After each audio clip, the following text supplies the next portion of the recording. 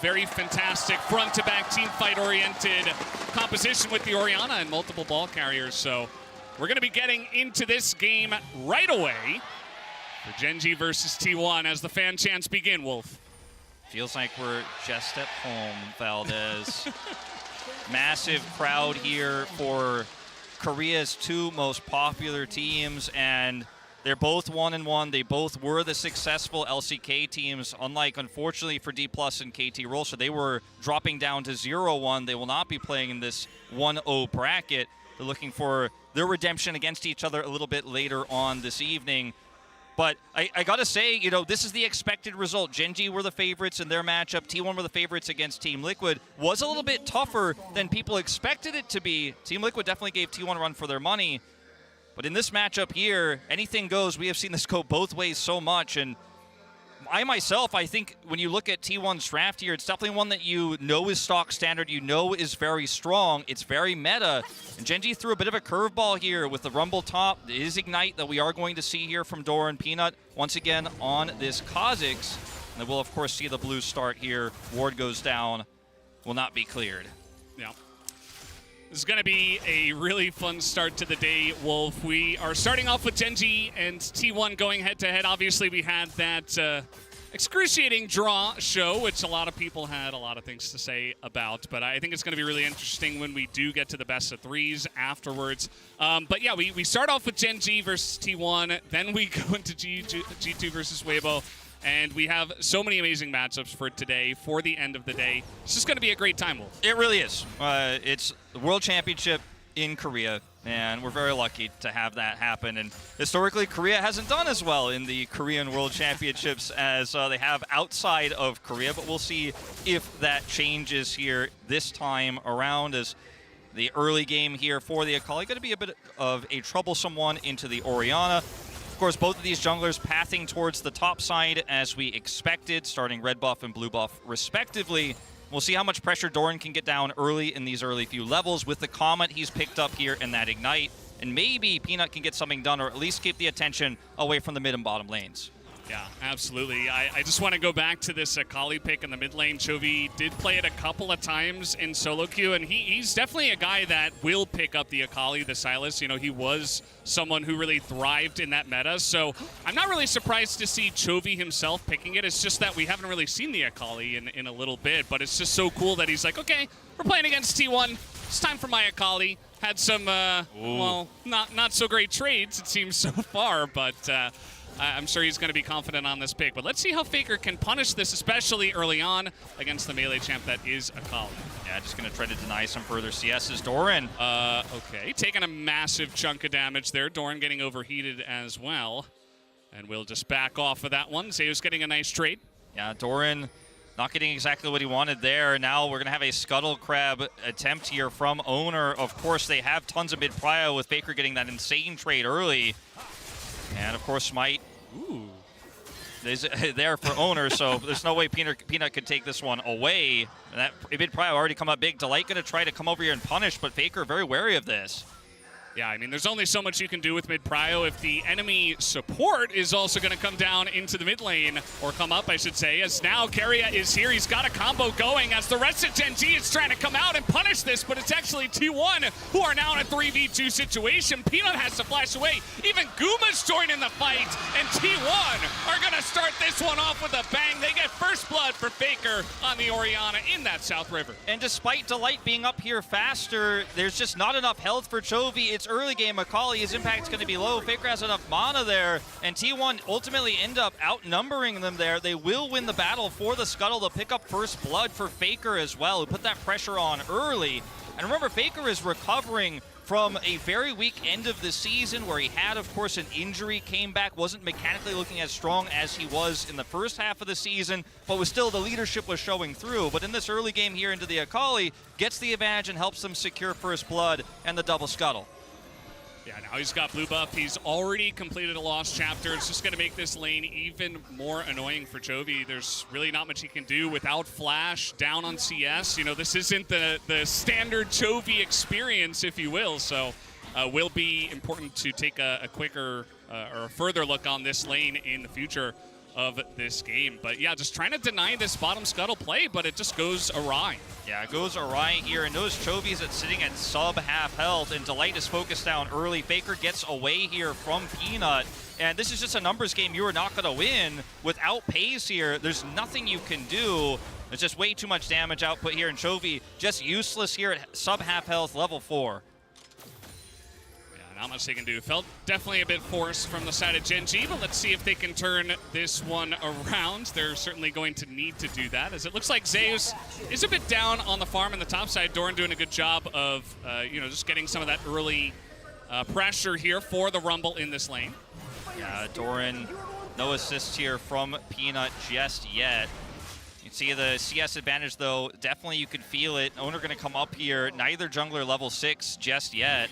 Control ward advantage here, and Peanut's going to back away. Doran needs to be cautious about this, but it looks like he's just going to try to get some information. And they're going to look for a trade here, but it won't connect the chains. Yeah, it's really interesting the timing of when Doran does go for that trade. Like, Oner is right here. Of course, Doran doesn't know that exactly, and as I say that, he's going in. He's got Ignite too, but now Oner looking to punish this, and the flash is going to miss after the flag and drag, so Doran does get away with his life. Yeah, it will be down a flash here, though, and it's a trade, of course, of flashes, but can be very risky for a squishy champion like Rumble.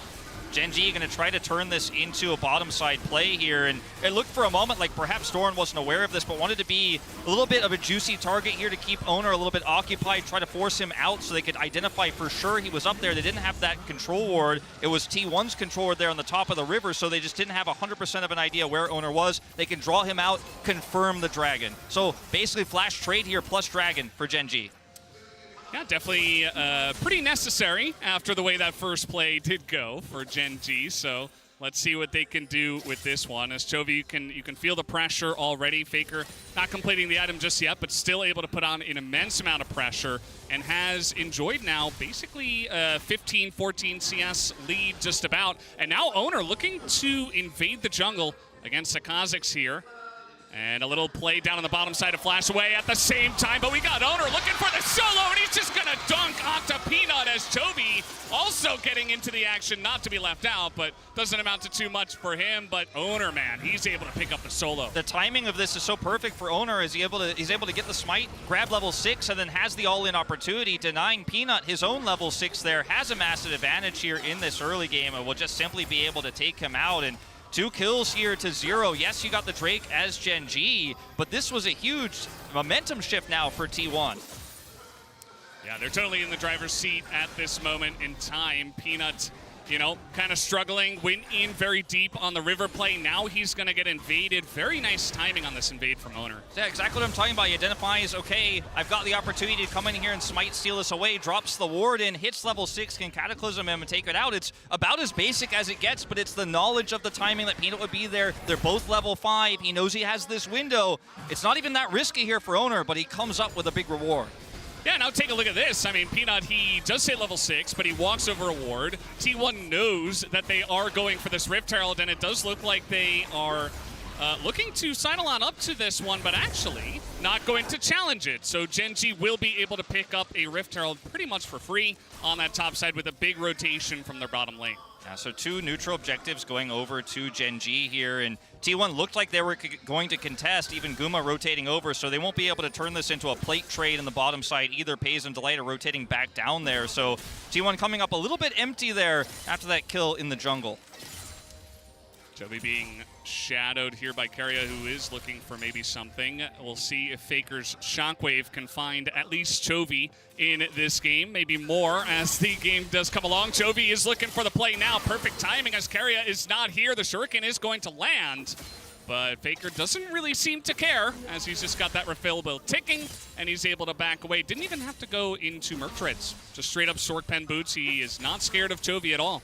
Yeah, not worried about Akali, not worried about any sort of tenacity here, just wants the full damage here on this Orianna. Ends up being good damage here for Chovy, but no threat really, as Gen.G grouping around this scuttle. It's 2 minutes until Dragon spawns, so you're going to get that vision preempted. Bottom side, they do have a lot of control. Faker is teleporting back mid. Diving this could be risky against an Alistar here. Looks like they're going to think better of it. Yeah, probably not the play at this point in time. You can see the players with the most amount of gold in this one, Faker and Oner, not too surprising, as Oner already picking up his Gore Drinker and will be looking to challenge more now that he's completed that first mythic item. And yeah, I mean, just trying to get some of that. Look at that, he blocks the cannon with his body, does not care to just eat a shuriken because he knows that Chovy cannot put on any pressure. He knows Chovy's #1 weakness is he needs CS more than anything. This is going to really hurt his mental. But yeah, nice block there. 20 CS up currently is Faker, who's maintaining that early game lead. Now Oner is looking for an opportunity here. Chovy, of course, does have Flash. Looking to fish that one out. Faker drops the ball. They can dunk on him so hard, the damage is just huge. There it is, Chovy with a very nicely timed flash to just barely get away from this one. As meanwhile, Peyz and Delight have moved up to the top lane as all this is going on. But again, they're going to push Chovy out of the mid lane. Chovy pushed out, so even though he lives and the reaction time was fantastic, it's ultimately still a huge win for T1 here. Now we're going to see a bit of a lane swap coming through as Guma goes top. Doran going to grab a plate bottom side here, so picking up some additional gold to get this Rumble online. But man, T1 with so much control right now, already 1,600 gold, 1,500 gold ahead at this point in time. Only 2 kills in their pocket, but the lead is massive, and the damage is going to start really stacking up. The Jarvan's massively ahead. He can continue to put pressure on this Akali, put pressure on the Rumble. And it's really difficult for Gen.G to now sail through the mid-game when T1 have the perfect mid-game composition. They got Orianna, Aatrox, they've got a Jarvan who's online, and it's that lethality Kai'Sa that's going to be so powerful right now when they don't have a traditional frontliner in this composition. That really worries me here for Gen.G. Yeah, absolutely. I mean, the amount of burst damage for T1 when they are ahead is going to be insane. So it's really just going to be about putting everything together and finding the right targets, right? Because you want to make sure you can get someone that's not too slippery, that will kind of get out of your grasp and just line up the damage onto them. So we'll have to wait and see how that does develop, as it does look like we have this Mountain Drake that might be fought for here. Peanut coming in from the bottom side as Gen.G make a play for this one. Zeus does have teleport. Guma going to have to walk down here, though, to the dragon fight, so they're going to have to delay this if they're going to, in fact, contest. But, I mean, Gen.G have full control of this choke point with a Rakan. This is going to be a tough ask, and T1 to simply relinquish the Drake. I think this is the right choice here. You are down a dragon. You don't know what the soul is going to be, but all of your mid-game advantages aren't going to matter if you can't actually enter the battlefield. Wow. So, Gen.G, nicely played, but T1, I think this is the right call. Yeah, I would say it's definitely the safe call, right? I think with their lead, you could try to make a play for it, but instead they're just going to sit back and wait for some of their spikes a little bit later on. Speaking of which, Gumayusi seems to have no idea that this Rumble is in the bush, and now he's getting flashed on. Guma will be able to flash away from this one, and there's the ultimate just ticking down, and Doran will pick up the solo onto the Kai'Sa. Guma left all alone. Yeah, Guma, he's definitely aware there was a possibility, but still strayed too far forward there. Doran hits everything, and it's the Comet as well on top of that equalizer that will finish Guma. Summoner's down now as well on this Kai'Sa. Huge win here for Doran. Much needed gold here for Gen.G. Top side, we'll see if T1 can answer onto the Akali. It doesn't seem likely. Delight is shadowing there, and so Peanut's just going to look to steal blue buff away.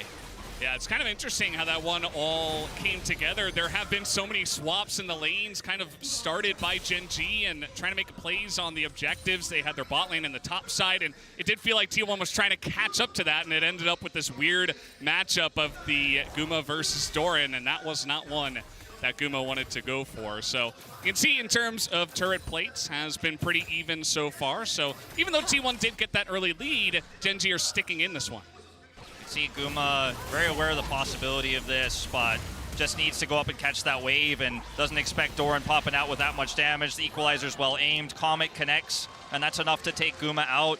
Huge for the Rumble to pick up that gold and to push Guma off of the map. He's 20 farm behind Peyz currently. So we take a look at the MasterCard lane economy snapshot here. You can see big win for Faker in the mid lane. That much we've known has been true this entire game, but neutral objectives have gone to Gen.G. Peyz massively far ahead of Guma. In terms of late game scaling, this could be a huge problem for T1 later on. Yeah, absolutely. I mean, that Xayah is going to be a late game powerhouse. This lethality, Kai'Sa, obviously has the huge burst damage, but will he be able to find those angles is really the question. And Chovy, definitely pretty far behind, but once this Akali gets, 2-3 items, still going to be able to blow people up. And we'll just have to wait and see how these fights do go. But props to Gen.G for sticking in this one after some of those early kills. As now we do have this second Rift Herald, which our LCK teams just love to fight over. They can't resist Wolf. They must get it. And of course, they just want to get that pressure on the third Drake in the mid game.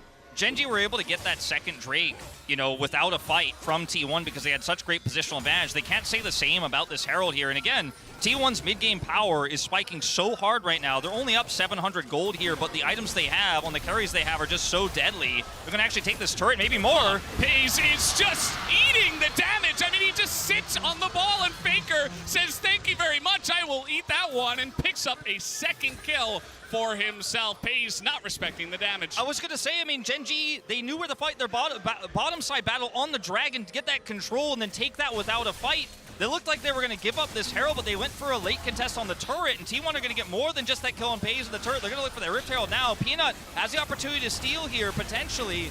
Yeah, you got a Rumble ult coming down, but a little bit half-hearted, perhaps. T1 going to take control, and they know that Peanut was behind them, so Oner going to try to get this fight started here in the top side of the map, but not going to complete this one, as Chovy just going to walk away from this, and Zeus is staying around for a very long time. Just going to walk away, or rather fly away, with those glorious wings. But yeah, T1 going to pick up yet another objective. Yeah, their first real objective of the game, but critically grabbing that turret, grabbing that kill onto Peyz really shifts momentum back into their favor here as Gen.G was able to get those first few without a real fight as Doran once again looking for an opportunity. Wait, this is the same spot. I saw this already, but it was Kai'Sa. But Faker says, I am different. I can challenge you. And that he will. He's just holding on, waiting for the 1 second for his shockwave. Doesn't even need it as Chovy going to come in, dodging the shuriken as Faker, but he's in a lot of trouble. He's alone against 3, and now Zeus is on the run. Delight trying to continue on this one. Peyz running into the rest of T1, but they will just be able to get away by running to their turret. So Gen.G only able to pick up Faker on the backside of that one. They'll grab a turret here as well, and Zeus is going to need to back away. Peyz going to take that one out. A lot of money here on this Xayah. And this is setting up nicely, of course, for a Drake fight here in the next 15 seconds. Gen.G looking like they want to reset, however. Keria and Guma trying to stick around here. Of course, will spot Peanut. And it looks like T1 are actually going to get the Drake started first. Delight. I don't think there's any follow-up damage here, but they'll at least keep them away. And I gotta say, Valdez, it looked really good for Gen.G in that last bottom side fight, but this might be an opportunity for T1 to finally turn these objectives around as they set up first. Yeah, I guess just the chase, not really able to get too much other than Faker and some low health bars. They decide to go for a reset. They have 2 Drakes already, so T1 just going to be able to pick up their first one, as we'll take another look at this one. Peyz just not respecting the ball. Faker taking advantage of that. Yeah, it looks like they're on 2 pages here as Peanut and Chovy are trying to control a little bit more Rift Herald vision, whereas Delight and Peyz feel like they can hold onto this turret while outnumbered. Now, this is the really interesting play down here as Doran tries to look like it looks like he wants to actually all in onto Faker, but what he really wants is actually to bait Faker forward, and they're going to try to win the war of attrition because they have members much closer here. Lewis Delight is coming down. Peanut is coming down much faster. They bait Faker forward, and even though Zeus matches the teleport here, once again, they're outnumbered. This was a great play by Doran, a nice bait, pulling Faker in. Yeah, meanwhile, we got a lot of pressure from Gen.G into T1's jungle. They are just going to push T1 out, and in fact, they will get this top tier 1 turret. Meanwhile, Zeus alone on the bottom side. Take a look at the level difference as well. Just 2 levels ahead in that top lane, but also take a look at the total damage as Faker, he started the game in the lead, and now he is still holding on to the reins of this one. So we are just trading turrets here. It's an LCK classic. Don't fight, just hit those objectives. Rift Herald, of course, going to help you win that race, though, as we trade enters. As we might see an attempt to deny this. Oh, boy, Peanut, he's just sitting on it, and Faker is so strong at this point in time. He's nearly got the Shadow Flame finished off, and man, I mean, that was pretty close. They're just going to back off of that one, and it will be a saved turret. But tier 2 turret taken down by T1 in the mid lane. That is a huge advantage to them, especially with some of these Drakes that will be fought over here in a bit. Shadow Flame completed, as you were alluding to. Faker's just picked that one up here. Baron is spawning in 15 seconds. Now, that might seem like it's not something to talk about right at 20. But with the spikes that T1 have hit here, Duskblade done for Guma. Faker has Shadow Flame here. Look at the Aatrox build as well. Duskblade as well as a little bit of MR. I mean, T1 absolutely could look to group contest vision here. They're the ones with the mid-tower advantage, so they have a lot of ways to set up for an early Baron, and it's T1, the kings of taking early Baron, something that Gen.G now have to really put their focal points on. Yeah, T1 definitely one of the first teams in the LCK at least to really put pressure on the objective from ahead. They say, hey, 2,000 gold lead, fine, we can do this. We got some players that can tank it up. We have great turn in our composition. Let's just go for the objective. Now they're going to hold on that one for now. Looks like they do want to put some pressure on this top tier 1 as Doran just trying to play safe. He does have some allies nearby. It's really great to see T1 utilize the pressure they have here on top side to threaten the Baron as well as that turret. They know that Guma can fall back to that mid turret is okay. Faker. Yeah, Faker in a lot of trouble here. Chovy on the chase. It's really difficult to get away from this Akali. He hits the shuriken as the shockwave lands, does not care, and Oner can't do anything about it. Chovy just gonna pick up that kill. Bit of greed here from Faker once again in the side lane, and yes, Zeus is gonna force a teleport down here to bottom side, but this is gonna open things up massively in terms of Baron control here for Gen.G. It's not the first time we've seen Faker caught out here on this pick, and we'll see if Gen.G can get much from it. At least going to relieve finally a lot of that pressure on the top side where they were threatening turret, they were threatening controlling that choke point for Baron. You can see how this all starts off here. They see, of course, that Oner is leaving. Faker's out here, and the equalizer comes down first. Chovy kind of zones Faker, and then even though the ultimate is going to hit, the shuriken lands here through the ultimate. Chovy, a masterclass here on this Akali, and Oner can only cataclysm away. Yeah, like I said before, this guy's been playing Akali, Sylas, stuff like this. Like, he is a master of this kind of pick, and he's been playing it recently. Pulls it out on the world stage in competitive, and he has been looking great on it outside of the early game. But at the end of this one, maybe we won't even remember that happened. We'll have to wait and see how this one does come along, as Chovy certainly has gotten himself at least a seat at the table, I would say, here as this game does draw along to the mid-game. Faker utilizing teleport here to try to put that pressure once again on the top side of the map, this time shadowed by 2 members of his team. Oh boy, here we go again. TP is coming in. Faker is just flashing, dodging, getting away from everything. But Zeus now is going to be totally caught here. Has to just run away from this one. Meanwhile, Peanut nearly loses his life to Keria and Guma in the river. And that might just be the call to go for the Baron. I mean, the jungle of Gen.G is just gone. Just gone, no flash here. They're looking for the play instead, but they're not going to catch Delight out, especially on that Rakan. I mean, T1 have so much control here, and it's off of trying to bait them in with Faker once again. You know, it's a double-edged sword. Obviously, sometimes Faker's going to get caught. There is no follow-up. This time, T1, once again, all grouped towards top side, make Faker look like a juicy target. Gen.G come through. Bottom side of the fight is won by T1, and Gen.G have to back away. They're not confident enough that they can actually go ahead and start the Baron off. They're going to take a reset timer here, but got a lot of ground there off of the play. Faker, of course, down both summoners now, and Gen.G rush to Dragon. Yeah, the timing of this is pretty interesting. They know that T1 must have gone for some resets, but T1 barreling into the river. It looks like they do want to challenge this in the bottom side. Delight is a bit caught out, but he is Rakan, and now he's going back in. He's looking for the big engage with that Rumble ultimate over the top. That's going to be the Kai'Sa just gone in this fight before it even began, as Chovy just running down the top side alongside of Doran, and that is a clean ace to the side of Gen.G. That's Delight's Rakan for you every single time. You think he's not going to be an issue. You think you've got him low. You think he's not going to go back in. He absolutely will. Gen.G have positional advantage on this fight here, and even though Delight takes a massive amount of damage, he goes for the charm here, gets the knockup, and then the follow-up damage is layered through from Doran. Look at his positioning. Rumble under no threat whatsoever. Faker not in position to follow up, and Delight, yeah, he will die, but he does the heavy lifting here to set up the damage dealers to actually get the work done, and Gen.G will follow up with a Baron as well. And suddenly, Gen.G with a massive, nearly 3,000 gold lead here, soul point advantage, and Baron buff on top of it all. Yeah, I feel like if there was one thing to really look out from the pick ban, it wasn't even, you know, the strange picks coming out or the less likely picks. It was just the fact that Delight got Rakan, as we do have this team fight damage powered by AWS. You can see just what they were able to get done, and T1 was able to fight back just a bit, but it was just that turnaround from Delight. I just can't believe they didn't. Not only did he get Rakan, but also they have Xayah Rakan here, and now with this Red Bull Baron power play, they should be able to roll over from here. Let's see how much Gen.G can get done with this buff. Yeah, there were other questions about that fight as well. Faker not in position to follow up or catch any of those damage dealers. He was really under threat, and controlling the choke point is so relevant in these fights. They just did not have it. Now they will grab this turret here against Gen.G during this Red Bull Baron power play. But take a look at the win probability here, powered by AWS. It was mostly T1 for a majority of this game, but after that critical play on the Dragon, massively goes over to Gen.G.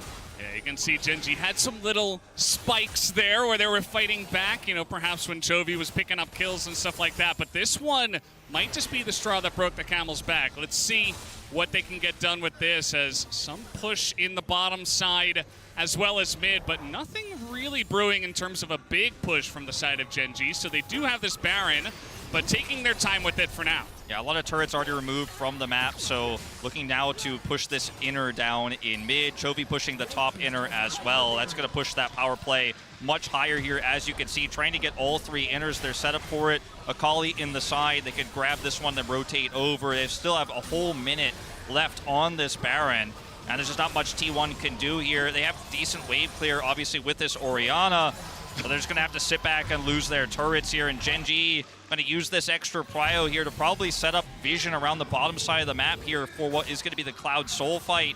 And we talked about the power of the mid game here, but Gen.G didn't really take that many important big 5v5 fights when T1 spiked at their hardest. They avoided those fights, took objective control rather than trying to force picks. And yes, T1 got a pick here, got a pick there. Faker got massively ahead. He was the #1 damage in the game. But he won't be able to match the pick potential here of this Akali necessarily now. It's the scaling power of the Xayah as well. Look at the gold difference over time here. Pretty massive difference. Yeah, was in favor of T1, but now Gen.G, one big play, turns this entire game around. And yeah, I just haven't really seen T1 try to put together, you know, one of these, you put the ball on the Jarvan, he goes in for an engage, or trying to get some flashes out of the Xayah, or at least a Featherstorm, something like that. They haven't really been able to put together a big 5v5 team fight in their favor in that fashion. So Gen.G, a bit more scrappy, utilizing that Rakan to get that huge engage. And now they're trying to put the nail in the coffin on this one. Let's see how this fight does go, as Peanut trying to get away, does get knocked up. Doesn't seem to care too much. Just going to run away from that one and hold his own. He knows he's got Delight nearby. Not even going to use the blast cone. We'll just get out of here. And they will, I believe, finally get that last inner there on the top side. Yes, so even though the Baron is over, they do secure all three inners from this. And the way Gen.G have played around this advantage, turning it into deep vision, turning it into those turrets, means it's very difficult for plays like you mentioned to try to put a ball on Jarvan, toss the Orianna ult in on top of a big play. Becomes so difficult when you can't see where these huge threats are. We were talking about an Umbroglaive as well on this Kha'Zix, so Peanut can clear vision very quickly. He's a big threat. If Faker tries to walk forward and set something up, he might get blown up by Peanut. He might get blown up by an Akali he can't see. The lack of vision becomes so difficult to play out here for T1. We talked about this a little bit in the draft, but now that Gen.G have so much control over the map, it becomes almost unplayable here now for T1. Yeah, a lot of assassin type, very slippery, that can really get in to T1's backline without them really even noticing. So now trying to fight for this Cloud Soul here is Gen.G.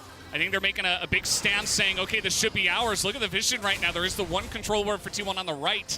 That's about it. They don't have anything else in the river or behind Gen.G. There's not going to be a big flank from Aatrox unless Zeus really goes the long way around. But even that bottom lane is pushed up for Gen.G. This is very well set up for them to just take the Cloud Soul, and that they will. They're just going to take down the objective, and in the front is Oner. He's just going to get ripped to shreds immediately. Guma doesn't even get to do damage in this fight, as Zeus on the run as well, taking a punch. In goes Guma, trying to do something, but at this point it just looks like Gen.G are in total control of this game, and Faker just gonna walk away with just his life. The rest of his team is gone. The rest of his team is gone, and this game, I think, likely gone with it. And once again, same MO from Gen.G. Control the choke point, kite back to Baron, put Delight in the front. He looks like a squishy target. Maybe you can push onto this Rakan, but Delight will turn on you on a dime, and they just cannot close the distance. Oner tries, ultimately without Faker's help. But like I was saying before, everything needs to work together with T1, and if there's no vision, if there's no choke point control, you just cannot do it against Gen.G. Oh boy, Faker trying his best, but I think Gen.G have their sights on the Nexus as a massive equalizer over the top. Just the cherry on top as Gen.G dominate from about 7 minutes onwards to take down this best of one against T1.